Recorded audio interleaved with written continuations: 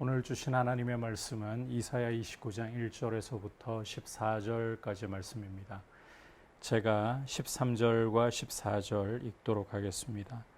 주께서 이르시되 이 백성이 입으로는 나를 가까이하며 입술로는 나를 공경하나 그들의 마음은 내게서 멀리 떠났나니 그들이 나를 경외함은 사람의 계명으로 가르침을 받았을 뿐이라. 그러므로 내가 이 백성 중에 기이한 일, 곧 기이하고 가장 기이한 일을 다 시행하리니 그들 중에서 지혜자의 지혜가 없어지고 명철자의 총명이 가려지리라. 아멘. 우리가 함께 읽은 이 이사야 29장 말씀은 먼저 이 아리엘에 대한 심판 선언이 주어지고 있습니다. 1절을 보시면 슬프다 아리엘이여 아리엘이여. 이 아리엘이라는 게 도대체 무엇을 말하느냐. 1절 계속 보시면 다윗이 진신 성읍이여. 바로 이 예루살렘을 가리키는 표현입니다. 이 아리엘에 무슨 일이 벌어진다는 것인가, 왜 슬프다라고 말씀을 하시는 것인가. 2절을 보시면 내가 아리엘을 괴롭게 하리니, 하나님께서 이 아리엘을 치시겠다는 거죠. 그래서 이 아리엘이 예루살렘이 슬퍼하고 애곡하면서 내게 아리엘과 같이 되리라. 여기 2절의 아리엘이라는 것은 성전에 있는 제단을 가리킵니다. 원래 이 아리엘이라는 용어가 성전 제단을 가리키는 용어입니다. 그런데 1절에서는 이 아리엘, 2절 전반부에서 이 아리엘이 예루살렘 성을 가리키는 비유로 사용되었고, 이 예루살렘이 성전 제단과 같이 되어버릴 것이다. 이게 무슨 말일까? 성전 제단과 같이 된다. 이 성전 제단에서는 제물을 불살라서 하나님 앞에 제사를 올려드리잖아요.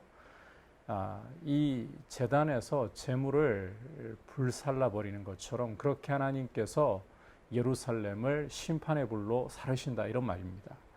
자, 그렇다면 구체적으로 어떻게 심판을 하신다는 것이냐? 3절, 4절을 보시면 내가 너를 사면으로 둘러 진을 치며 너를 애워 대를 쌓아 너를 치리니, 이 원수들을 불러 모아서 하나님께서 이 예루살렘을 치게 하실 것이다. 그래서 그 결과 4절에 보면 낮아져서, 어디까지 낮아지느냐, 땅에서 말하며 내 말소리가 나직이 티끌에서 날 것이라. 내 목소리가 신접한 자의 목소리같이 땅에서 나며 내 말소리가 티끌에서 짓거리리라. 이 땅 티끌에서 목소리가 날 것이라고 반복해서 말씀을 하고 있는데, 고대 근동 지역에서 흙이라든지 티끌, 이것은 그야말로 비천함과 패배의 상징입니다. 이 적에게 둘러싸여 공격을 받고는 완전히 낮아져서 말소리가 티끌에서 난다. 아주 비천하게 되어버리는 것을 묘사하는 모습입니다. 이렇게 하나님께서 예루살렘을 심판하실 것이라고 예고를 하고 계시는 겁니다. 결국은 이 죄 때문이죠. 이 부분에 대해서는 뒤에서 좀 더 살펴보기로 하고요. 자, 계속 5절부터 8절까지를 보시면, 하지만 이렇게 아리엘을, 예루살렘을 하나님이 심판하신 후에는 그 다음에 이 예루살렘을 공격한 대적의 무리, 열방에서 이방에서 데려온 무리를 하나님이 심판하시겠다.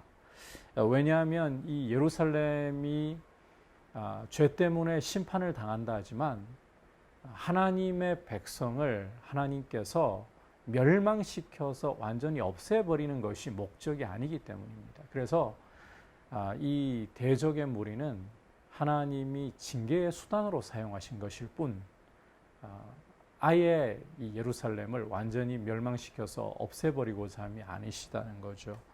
그래서 이렇게 치시고는, 예루살렘을 치시고는 이 대적의 무리를 심판하시는데, 5절에 보시면 대적의 무리가 세미한 티끌 같겠고 강포한 자의 무리는 날려가는 겨 같으리니 그 일이 순식간에 갑자기 일어날 것이라.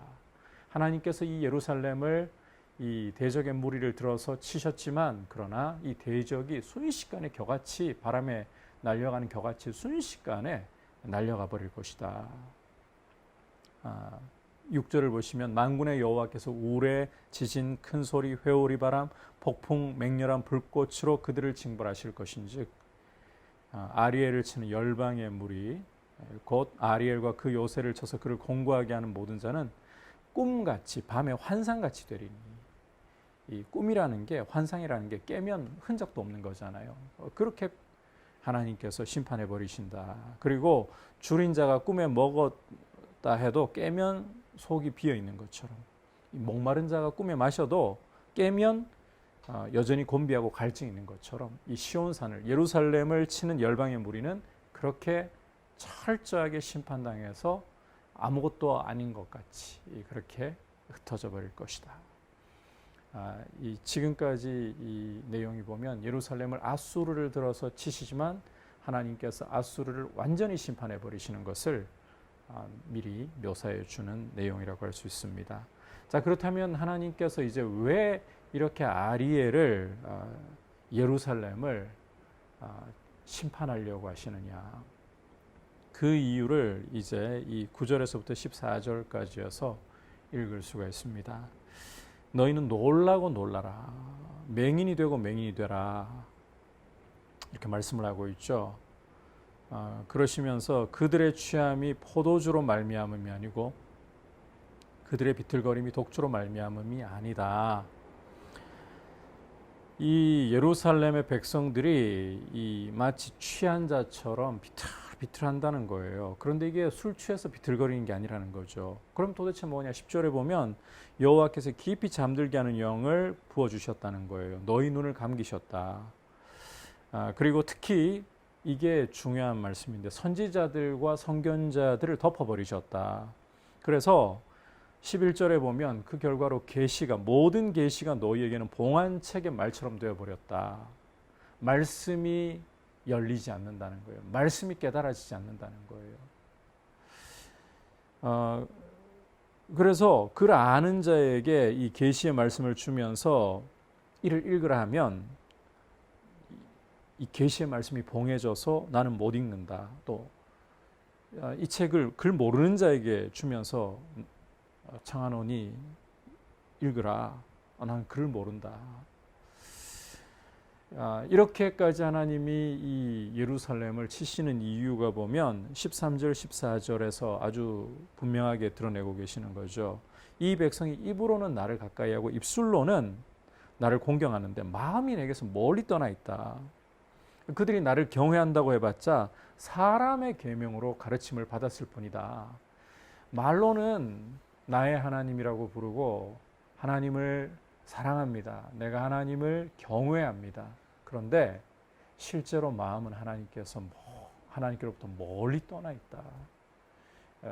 정말 하나님께 배운 게 아니라 사람의 계명으로 배웠을 뿐이다. 그래서 하나님께서 술에 취한 것이 아닌데 이 계시가 다 가려지니까 사람들이 비틀비틀하는, 더 이상 밝히 볼 수 없는 상황이 되니까, 영적으로 어둠에 임하니까 비틀비틀하는 상황으로 임할 수밖에 없게 되고 대적을 불러오셔서 하나님이 치시는 일도 일어날 수밖에 없다라고 말씀을 하고 계시는 겁니다. 오늘 이 말씀을 통해서 우리가 이 하나님의 말씀을 배우고 깨달을 수 있고 순종할 수 있다는 게 얼마나 큰 축복인가.